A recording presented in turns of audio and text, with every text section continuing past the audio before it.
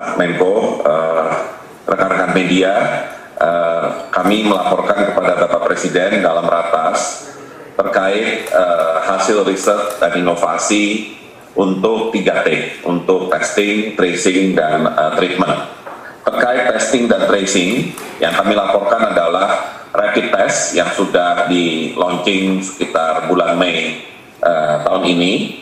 Produksinya per bulan ini sudah 350.000 per bulan dan diperkirakan bulan depan sudah bergerak naik menuju 1 sampai 2 juta per bulan. Dan ini sudah dilakukan produksi oleh 3 sampai 4 perusahaan swasta. Ya, 3 sudah memulai dan kemudian ditambah yang keempat sehingga kita berharap bisa mencapai 2 juta per bulan. Dan arahan Bapak Presiden adalah meminta agar penggunaan rapid test untuk keperluan COVID-19 ini benar-benar mengutamakan yang hasil inovasi atau produksi dalam negeri ini. Ya, jadi untuk bisa mengurangi atau bahkan menghilangkan impor rapid test yang kita pernah lakukan di awal masa pandemi ini.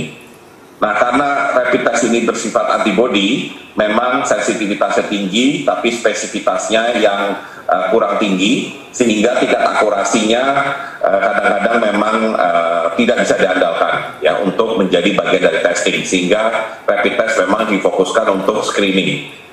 Untuk membantu screening yang lebih akurat sekaligus membantu testing, kami laporkan kepada Bapak Presiden 2 inovasi yang berasal dari dalam negeri yang diperkirakan nanti bisa menjadi solusi untuk mengurangi ketergantungan terhadap PCR test dan juga solusi untuk screening yang lebih baik, yaitu Ginos yang dihasilkan oleh Universitas Gadjah Mada, di mana Ginos ini intinya mendeteksi keberadaan virus COVID-19 dengan menggunakan hembusan nafas.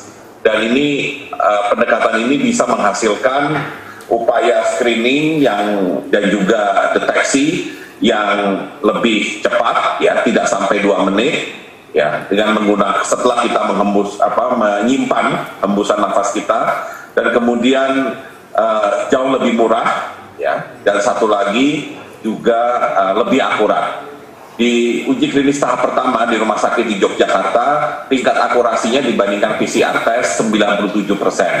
Saat ini kami sedang melakukan uji klinis yang lebih luas lagi di berbagai rumah sakit, ya, sehingga kalau tingkat akurasinya tinggi, mendekati 100%, maka Ginos ini bisa menjadi solusi screening yang nantinya akan mengurangi ketergantungan terhadap PCR test. Demikian juga satu lagi inovasi yang sedang dikerjakan oleh LIPI, yaitu RT-LAM, yang nantinya bisa menjadi semacam rapid swab test, di mana swab test yang biasanya memakan waktu lama dan membutuhkan laboratorium bisa dilakukan dengan waktu yang lebih cepat, di bawah 1 jam, dan tanpa menggunakan laboratorium BSL-2.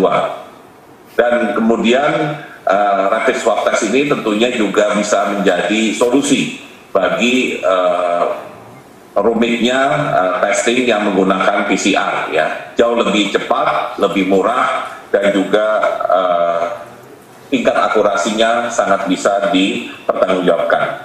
Terakhir, laporan mengenai terkait treatment, kami melaporkan mengenai plasma konvalesen yang sudah melakukan uji klinis fase 1, di mana di dalam uji klinis fase 1 itu tidak ditemukan efek samping yang serius dari terapi tersebut, dan apabila ada kejadian kematian yang terjadi pada pasien yang sedang menjalani uji klinis tersebut, bukan karena kegagalan terapi, tapi karena memang penyakit bawaan yang sangat berat.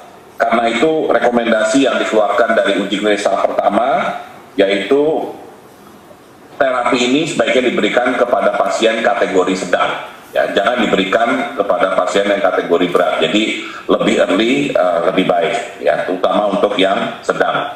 Dan sebagai produk dari plasma konvalesen ini, lembaga Eijkman juga sedang mengerjakan suatu metode yang dinamakan ELISA, yang bisa mengukur titer antibodi, kadar antibodi spesifik untuk COVID-19 yang muncul baik dari plasma donor plasma pasien COVID-19 maupun nanti ketika vaksinasi sudah mulai dilakukan, maka ELISA ini bisa mengukur apakah setelah divaksinasi seseorang itu berhasil mengeluarkan kadar antibodi sesuai yang diharapkan.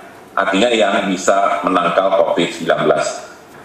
Vaksin merah putih saat ini sebenarnya sedang dikembangkan oleh 6 institusi di Indonesia, yaitu Lembaga Eijkman, kemudian LIPI, Universitas Indonesia, Universitas Gadjah Mada, kemudian ITB, Institut Teknologi Bandung, dan Universitas Airlangga.